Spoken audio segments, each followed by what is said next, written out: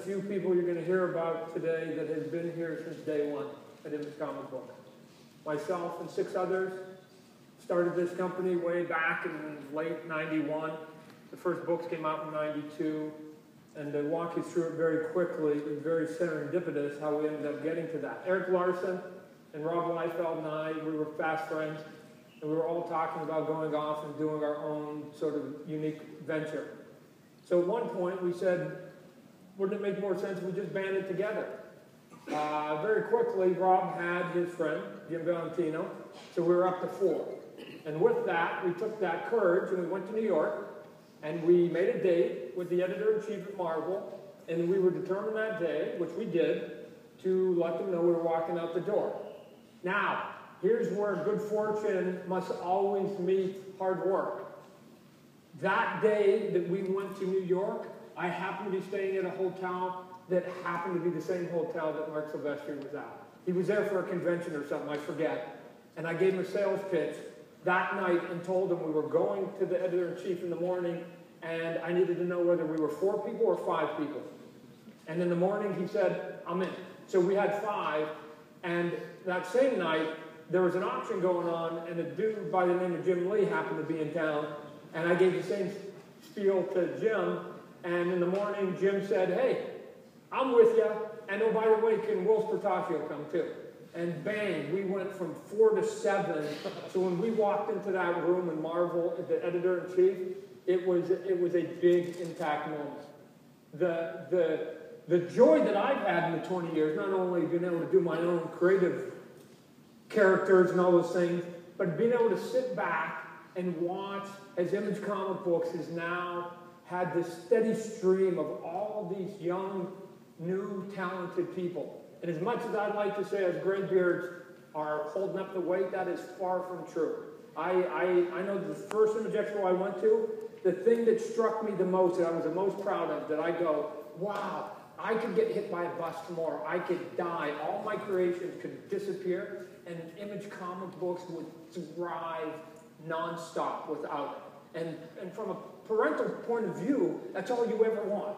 You want to be able to sort of set your family in motion, and once you go away, it still thrives. And so later today, once I get off the stage, you are going to meet a steady stream of some of the best, most creative people in this industry, and I couldn't be more proud to basically be associated with them. I'm glad they decided to come and show us some of the talent that they can do. And let me just say to all you good people in this audience, some of you, there has to be at least 1, maybe 2 of you that someday will actually be on this stage.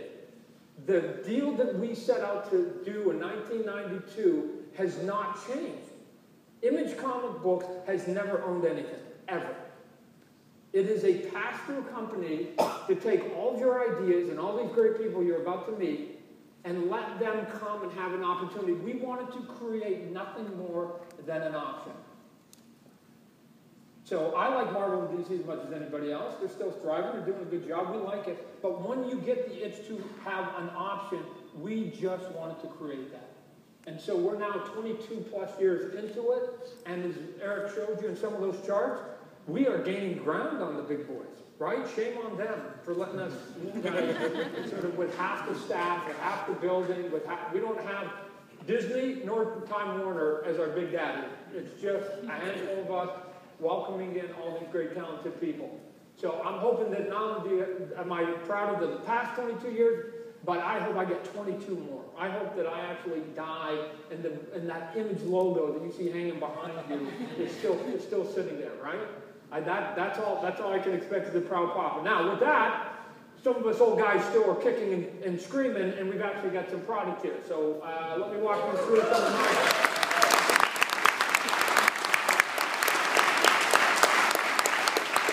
We're going to hit the next Spawn comic book comes out as issue 250. Just so you guys know, there's only one way to get to 250 issues.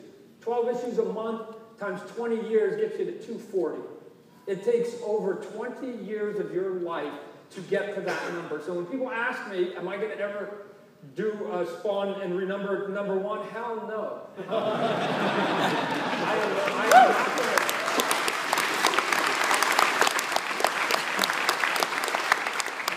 So we got 250 coming out. Here's the value for you spread the word. We usually give you 20 pages for $2.99.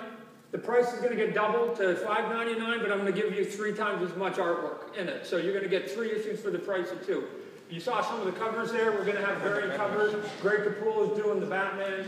Scotty Young doing some crazy stuff. Jock, who's doing some great stuff right now in Witches with Scott Snyder, is going to be doing a cool cover. He just gave me this the other day. It's pretty rad. Keep going here. The other thing that I'm going to be doing is I've been threatening, and my wife has finally said, Todd, just shut up. I bought you some extra space. You're going to go off in the corner. You're going to finish that damn Spawn movie script you've been threatening. And so I have to get off my book, because every time I write 20 pages of my own book, I go, that could have been 20 pages of the script. So starting next month, after I leave the book, we're going to have an Eisner Award-winning writer come on to the book. Just didn't want to grab anybody. I wanted to grab somebody you guys have been supporting over the years. We're going to have Spawn 250. Then we're going to have a book called Resurrection #1. Spawn Resurrection #1. For all of you who've been asking, Todd, why don't you renumber it? I'll give it to you for 1 month. If you guys need a #1 on a book to jump on, then I'm going to give it to you.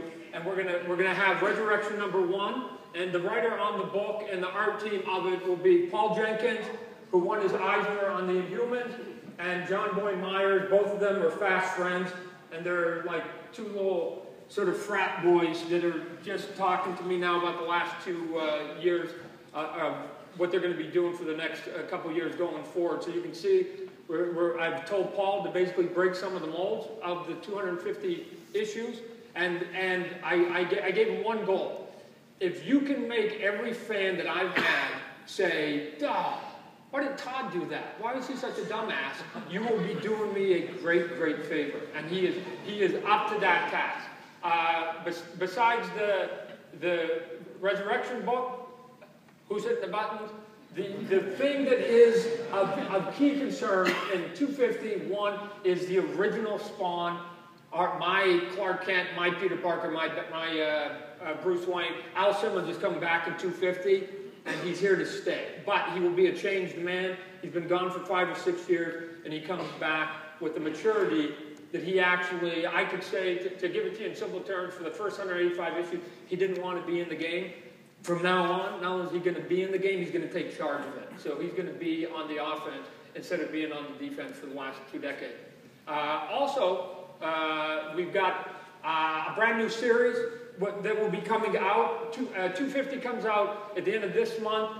Next month is Resurrection #1. The month after that, we go back to the normal numbering with Spawn 251 with the same art team and writing team with Paul Jenkins and John Boy Myers.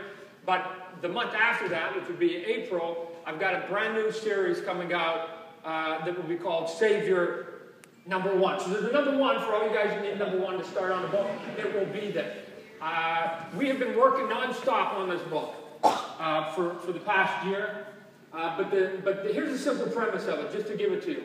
I believe that the most dangerous person on the planet would actually be the one that actually could do the most good. So for instance, if tomorrow somebody came along and had all the powers of Jesus, but actually didn't talk and tell us all the same things we've been taught since Sunday school, I think he would be dangerous.